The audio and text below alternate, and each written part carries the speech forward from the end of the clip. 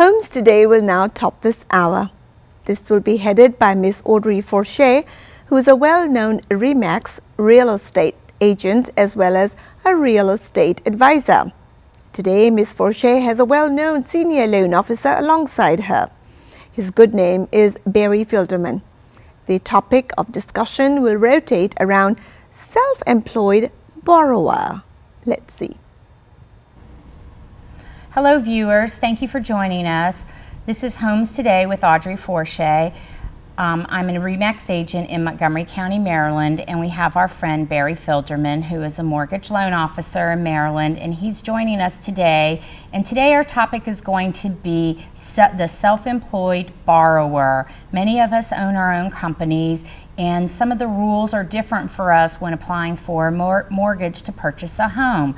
So thank you, Barry, for joining us again today. I know that I'm a self-employed borrower. I am a 1099 employee as a real estate agent. What are some of the other kinds of self-employed buyers that you see? Well, basically you have your 1099, Schedule C sole proprietor, Subchapter S, and C Corps. Okay. Is the majority of the loans that we see. A Subchapter S is one type of corporation. Of course, the regular C Corp is another, but let's start with the Schedule C. Okay. This is the majority of your small businesses, your real estate agents, insurance agents, and consultants. Okay. And consultants is an issue I wanted to go back to, remind me to go back to it. Okay. All right. When you go and you have someone who's self-employed, what you got to do from the start is never believe what the customer's saying they earn, because they really don't understand that they earn what they pay tax on, not what they earn. Okay. There's a difference between gross income and net income. So a lot of times when you ask a customer how much do you make, it's completely different than what the tax return says. So I recommend more than any other person, red flags go up, get to a lender when someone's self-employed. Okay. Or for the customer, get to a lender before you actually go out so you can see what you qualify for. So what you look at on a Schedule C is you want to look at the gross income, and then you look at the business expenses. Okay. For a lender, what we're looking for is, of course, a profit, but we're also looking for some of the expenses we can add back to income. All right. And not every lender knows how to read a tax return. And unfortunately, not every processor that processes the loan knows how to read a tax return. Reading a tax return is complex. It's somewhat easier with smaller businesses as it is with larger ones, but you want to look at some of the things you can add back as income. The biggest one is depreciation. So if you're depreciating equipment or anything like that, it's like income, so you just add it back in. You also, and a lot of lenders don't know this, but you can add back business miles. So when you look and someone's writing off their auto expenses, right, you could take 22, 23 cents, depending on the year, back with business miles. So a lot of people don't understand that. You also want to look at use of home. And a lot of people will take a deduction for having an office in their home. Right. That also could be added back in. Okay. If we want to get real fancy, you can make an argument that certain expenditures are one-time expenditures. So if someone just opened up a company and they bought a bunch of things that you would only buy once in a very long period of time, say furniture or equipment, you can make the argument that those are one-time expenses and you can back those off. That's sometimes can be the difference between getting approved and not getting approved on a loan. It's not like a salesperson or a commission person that is a W-2 employee, but you kind of look at that the same, because there's a Schedule A, which is kind of like expense deductions for people who aren't self-employed. So we kind of treat those almost the same way. So if you have a lot of business expenses, you would back that off of the income. Even though the guidelines are changing, like conventional loans, they don't do that anymore, but FHA still does. So you got to be careful about business expenses. So we want to try to put those back in, and that might make us qualify for more home when we're out there buying. Okay. And then, so when we are going to buy a house, then when we are going to purchase a home, then do we need extra documentation for you as opposed to the W-2? I mean, obviously we need our tax returns, but what other kinds of things are you going to look for from a self-employed borrower? Well, depending on the complexity of the person who's self-employed. Okay. And most people, thank goodness, aren't that complex, but Okay. sometimes you get a person that has different investments that are self-employed, but they're also owners of other things. Like, for instance, you could be a part owner of a shopping center. You could have a bunch of different businesses, and you would get what is called a K1. Each K1, if you're over 25% owner, is another business. So you have to underwrite that file and document that file having one business, two businesses. I just did one that had 15, 16 different businesses. Some lose money, some make money, and you've got to average it all. Oh, yes, and it takes forever to put together. So, and it's very complicated. And so, in my experience, it has been that if you are a self-employed borrower, you had to have your business and run your business for a minimum of 2 years tax returns in order to qualify for a mortgage. Is that still the case now, that you have to have 2 years tax returns to borrow money for a mortgage? Generically, yes, but no, not in all cases, and it depends on the program. Now, there's a big difference between having a business for 2 years and having to use the tax returns for 2 years. Okay. So I'm going to give you an example of somebody that has a business that's 2 years old. And the first year, they didn't do very well. Okay. The second year, they're doing great. Okay. Now, what most loan officers are going to do is they're going to take 2 years of those tax returns and they're going to average it. Now, shame on the loan officer, because there's plenty of programs that only require 1 year of the tax return, even though you have to be in business for 2. You can use that 1 year. You can? Yes, you Okay. can. You also can be in business, like if you're dealing with an FHA loan, and this is the majority of people that are sole proprietors. So let's say you're an electrician for 20 years. Right. And now you've started at your own company. Okay. FHA will allow you to be 1 year in business, and so will conventional, because you're in the line of work. And you've been in that business You've been in that before, business, you know you've been it. successful, you Okay. know it, or education. Okay. So if you've come out of, and you now are a master electrician, and you've gone into a electrician type of business, and you've only done it for a year, year and a half, you can still get a Okay. loan for a self-employed borrower.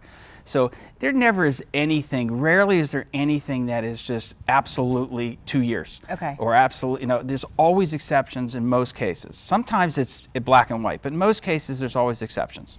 And when a self-employed person is getting a loan, does the self-employed person, do we have to pay a higher interest rate than does the average W-2 employee? If all things are equal, credit's equal, the house price is equal, the loan amount's equal, do we typically have a higher interest rate? No, but you think what we put those customers through, they would get a deduction in an interest rate. Interest rates are determined by credit score and by ratios and by loan to value. Okay. So the more money you put down, the lower your rate will be. The higher your credit score, again, not only will your interest rate be lower, but your mortgage insurance, if you need that, will also be lower. So no, that doesn't have any effect on the interest rate. No. Okay. All right. And so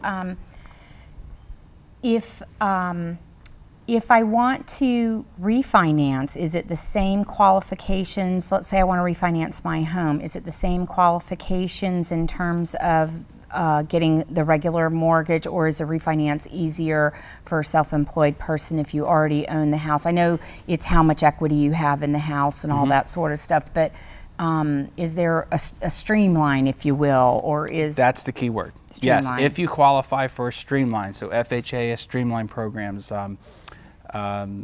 VA has streamline programs. Sometimes if you run a desktop underwriting, an automated underwriting system, and you have a lot of equity in your house and your ratios are really strong, the things they make you do are far less than a full documentation loan. But most times, if you're self-employed and you're pulling cash out, you are going to have to provide the same documentation you would as a normal loan. Okay. And then when I bought my home years and years ago, there was the no documentation or the low documentation loans. Do they have those kinds of loans anymore? And what were they? That is an excellent question. The whole purpose of a no-doc loan was originally for the self-employed borrower. Right. And I would like to see it come back, because the self-employed borrower is different, and they're the ones that should have that, especially if you put 20, 25% down. What happened is the industry got greedy, and they put that same no-doc program into salaried people, and then they lowered the loan-to-values where you really had to put nothing down to get them, and the whole mortgage industry blew up, as we all know. I would like to see it come back. Now, there are some states that have them, and there are some programs that are coming out now that will determine your income based on your bank statements. So that is an excellent question, and not many people know. Instead of showing tax returns, you show your bank statements and show the money going in every month, and they'll determine your income based on bank statements for a year. And how many months of bank statements would you have to Depends have? on the program. Okay. Some are 12, I'm sure some are 24, but the ones that I know of, I don't do them, but the ones that I know of are 12 months. Okay, and if I am a self-employed borrower and I'm thinking about buying a home, are there any shortcuts, or are there any things that you could tell the viewers that they should do or have prepared when they go to meet the lender Yes. to make things as efficient and move as fast as possible for them? Yes, if you really want to be efficient and be in a position where you can negotiate and move quickly, you must, especially if you're self-employed, you must start your process before you go out to look for homes. You want to gather your tax returns. You want to gather your pay stubs. If you pay yourself a salary, you mentioned getting a salary. Not every self-employed person pays themselves a salary. Some do, some don't. If you're a corporation, you're an employee of that corporation. If you are less than 25% owner of that corporation, you're considered a salaried person and not self-employed at all. So if you're a part owner and there's other people involved and you're 12% owner, you're salaried, you're not self-employed. So get the documentation together, 2 years tax returns, 2 years W-2s. If you pay yourself a salary, you want to get your bank statements ready, and if you're salaried, you want to get your pay stubs. Have this information, and remember, if you're a corporation, you need business returns as well as personal returns. And if you defer your taxes or extend them, or you don't file for some reason, you need copies of the extension. There's going to be a lot of documentation. If we're into October? Yes. So we would need a profit and loss statement through the third quarter. Okay. So that's going to be needed as well. So if we know what we need and we start gathering these things ahead of time, then you can be in a position where you can negotiate a settlement in 30 days and be ready to go. If you wait and you go out and look for a house first, then you're running the risk of you not earning what you think you're earning, and that we're going to need all this documentation. And it's going to be a problem. And then sometimes you have to pay an attorney to get some of the things that you need to get as well. What about things, I guess like the things like the profit and loss and all those things, if you're self-employed, you probably have an accountant or a CPA that does your taxes, and those are the people that you would get a lot of that documentation. Yes, but you don't need to. If you're a sole proprietor and you're pretty simple, you can do your own profit and loss and balance sheet. But most people that have a complex tax return would get a profit and loss from their accountant. Sometimes you need the profit and loss to qualify. Now, you don't use profit and losses to qualify. You use them to make sure that everything is equal to the years before or getting better. If your profit and loss is showing a drop in income, there's a problem. But if you need that income, let's say there's a huge increase in your income, some lenders will take a audited profit and loss. And if that's the case, they're expensive. It could be $3,000, $4,000 to do an audited profit and loss. But a lot of times that's the only way you can get your loan through. And I had a listing where the buyer was his own corporation. He was self-employed. He paid himself though, and he had to do the business tax returns and his own tax returns. Now, he had done an extension on his tax returns, and then they had to hurry up and do the taxes quickly before, during the process kind of a thing. They didn't get prepared before they purchased the house. Typically, how long does that take? Or does the lender, do you want to see those tax returns done for like a month or two? Or do you care about that, how long they've been there? Oh, yes. Now, if you do an extension and you're within the law of the extension, what we'll do is we'll go back to the previous returns. Okay. If you do an extension and it's past October, let's say, then we're going to want to see those tax returns, and we're going to want transcripts that those tax returns are actually with the IRS and that you've done it. And that could take, sometimes depending on when you do it, could take weeks. So that's something, if you're not prepared, could cause a major delay. Okay. All right. Well, I thank you, Barry, again for answering all these important questions. I know that we have a lot of self-employed purchasers that really want to know these details, but again, the most important thing is go talk to your lender right away and get yourself pre-qualified. Make sure you have all your details and all your paperwork together. It'll make you a stronger buyer and probably able to have a contract accepted and go to closing in a normal amount of time with not a lot of problems. Thank you.